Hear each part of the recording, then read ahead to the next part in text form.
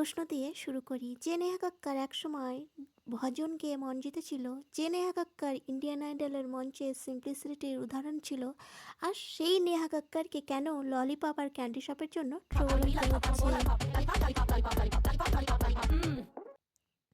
একটু পেছনে যাই। নেহা কক্কর ভজন, সাধারণ গান, স্ট্রাগলের গল্প, ইন্ডিয়ান আইডলের কান্না, আবেগ, রিয়েল ট্যালেন্ট এইসব নিয়ে প্রসিদ্ধি ছিলেন। কিন্তু 2021 সালের পর থেকে যেন একটা বড় শিফট।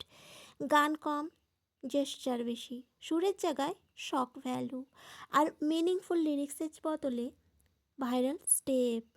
এই ললিপপ এবং ক্যান্ডি সং গানটা হ্যাঁ ট্রেন্ড হচ্ছে, হ্যাঁ রিলস বানানো হচ্ছে, কিন্তু প্রশ্ন হলো, এটা কি গান নাকি শুধু একটা algorithm friendly content? Actually dance move অপ্রয়োজনীয়ভাবে ভালগার, আর সেটাই সবচেয়ে বড় সমস্যা।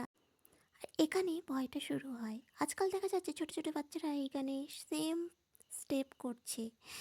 এটা কি শুধু এন্টারটেনমেন্ট, নাকি আননোয়িংলি আমরা একটা ভুল এক্সাম্পল নর্মালাইজ করছি? এই কারণেই নেটিজেনরা এত ক্ষুব্ধ।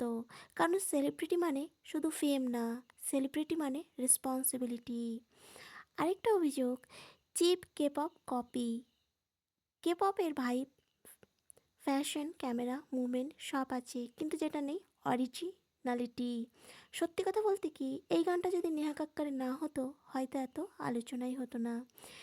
এই গানটা আজ ট্রেন্ড করবে, রিলস, শর্ট, মিমস এইসব বানানো হবে, কিন্তু 5 বছর পরে মানুষ কি বলবে? এটাই নেহা কক্করের লেগেসি। ট্রেন্ড ক্ষণস্থায়ী, কিন্তু আর্টিস্টের ইমেজ পার্মানেন্ট। নেহা কক্কর এখনও ট্যালেন্টেড, কিন্তু প্রশ্ন হলো, তিনি কি আর্টিস্ট হিসেবে মনে থাকতে চান, নাকি শুধু ট্রেন্ড হিসেবে? ললিপপ আজ ভাইরাল, কিন্তু কাল হয়তো ফরগটেন। ডিসিশনটা নেহা কক্করের। ট্রেন্ড সবাই বানাতে পারে, কিন্তু লেগেসি বানাতে লাগে দায়িত্ব।